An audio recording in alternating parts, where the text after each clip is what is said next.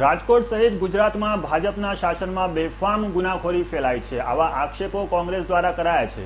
ત્યારે આવા આક્ષેપોની ભરમારમાં શનિવારે ભાજપના કાર્યાલયમાંથી જમીન કૌભાંડમાં સંડોવાયેલ કુખ્યાત આરોપીને ક્રાઇમ બ્રાન્ચે ઝડપી પાડ્યો હતો।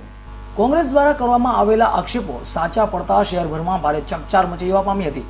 ત્યારે આજે ભારતીય જનતા પાર્ટીના આગેવાનો દ્વારા એક પત્રકાર પરિષદ બોલાવવામાં આવી હતી, જેમાં આગેવાનોએ જણાવ્યું હતું કે કોંગ્રેસના શાસનમાં ગુનાખોરીને માજા મૂકી હતી અને તેઓના શાસનમાં ત્રણ નેતાઓના મર્ડર થયા હતા। સૌરાષ્ટ્રમાં વકરેલી ગુંડાગીરી કોંગ્રેસની દેન છે। જયંતિભાઈ કાલરિયા જ્યારે ધારાસભ્ય હતા ત્યારે થયેલી નેતાઓની હત્યા સમયે કેમ કોંગ્રેસ ચૂપ બેઠી હતી? ત્યારે ગુંડાગીરીની વાતો કરતા કોંગ્રેસના ઉમેદવાર પોતે જ ગુંડાઓ માટે પ્રવચન આપતા હતા હોય તેઓની વાહ કરતા હોય તેવી સીડી ભાજપ દ્વારા રજૂ કરવામાં આવી હતી, જેમાં ગત લોકસભાની ચૂંટણીમાં પોરબંદર સંસદીય વિસ્તારમાંથી ચૂંટણી લડી રહેલા ભાઈ કાંધલ જાડેજાના પ્રચાર અર્થે રાજકોટ વિધાનસભા 69માં કોંગ્રેસના ઉમેદવાર જયંતિભાઈ કાલરિયાએ ભાઈ કાંધલને વિજય અપાવવા જોરશોરથી પ્રચાર કર્યો છે।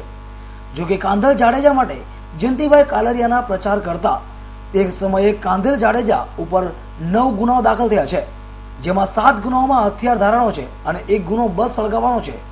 ગુંડાગીરી નાબૂદ કરવાની વાતો કરતા કોંગ્રેસના ઉમેદવાર જયંતિ કાલરિયાએ પોતે એક ગુનાહિત માનસ ધરાવતા કાંધલ જાડેજા માટે પ્રચાર કરતા હોય તેવી સીડી રજૂ કરવામાં આવી છે। ગુંડાગીરી નાબૂદ કરવાની વાત કોંગ્રેસના મોઢે સોંપતી નથી તેવું પણ ભાજપના આગેવાનોએ જણાવ્યું હતું। જ્યારે ભાજપ કાર્યાલયમાંથી આરોપીની ધરપકડ કરવામાં આવી છે, તેમાં કાયદાનું કામ કરશે તેવું જણાવ્યું હતું। જોકે હકીકત સાબિત થશે તો પાર્ટી પણ પોતાની રીતે પગલાં લેશે તેવું જણાવ્યું હતું। કોંગ્રેસના રાજમાં આ સૌરાષ્ટ્રના ત્રણ નેતાના મર્ડર થયા છે। કોંગ્રેસની સરકારને કોંગ્રેસના આગેવાનો હતા અને જ્યારે વલ્લભભાઈ પટેલનું મર્ડર થયું ત્યારે આ જયંતિભાઈ કાલરિયા ધારાસભ્ય હતા, ત્યારે એક પણ શબ્દ ક્યારે ઉચ્ચાર્યો નથી કે આ સૌરાષ્ટ્રની અંદર ગુંડાગીરી ફાલી ફૂલી છે તો કોંગ્રેસે આને તાત્કાલિક દબાવવા માટેના પ્રયત્ન કરવા જોઈએ કે ગુજરાત રાજ્યની કાયદો વ્યવસ્થાની હદ અહીંયા પૂર્ણ થાય છે અને અહીંયા હદ અમારી શરૂ થાય છે। અને પોરબંદરની જેલમાંથી રાત્રે 10 વાગે કેદીઓ બધા ફરવા વયા જાય અને સવારે પાછા 5 વાગે આવીને જેલમાં પુરાઈ જાય અને કોંગ્રેસની સરકારમાં જેલ બંધ કરવાની ફરજ પડી હતી।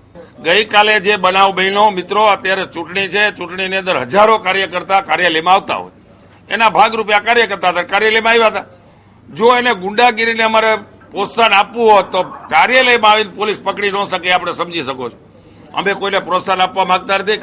કાયદાનું કામ કરશે અને જે ગુનો કર્યો છે તો કાયદો એને સજા કરશે। અમારે કઈ બીજું લાંબુ કહેવાનું થતું નથી। કોઈની વાત માનતા નહીં,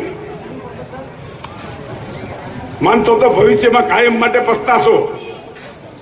આ કાંધલભાઈ જાડેજા છે, વિઠ્ઠલભાઈને કાઢવા આવ્યા છે, આપણે જોતું તું ને વૈદ્ય બતાવ્યું છે અને એ જ કાઢી શકશે। તમે બરાબર સમજો, પછી કહેતા નહીં। એનાથી નહીં નીકળે તો તમારે કાયમ પીલાવાનું રહેશે।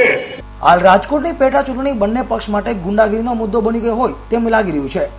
ભાજપ કોંગ્રેસ બંને પક્ષ ગુંડાગીરીના મુદ્દે મતદાન માટે લોકો સમક્ષ જઈ રહ્યા છે, પરંતુ બંને પક્ષો આમ તો એક જ જેવા છે કે અગાઉ ભાજપ દ્વારા કાંતિ અમૃત્યા અને જયરાસિંહ જાડેજાએ ટિકિટ આપી હતી, જે બંને પણ ક્યાંક ને ક્યાંક પોલીસ ચોપડે ચડી ચૂક્યા છે।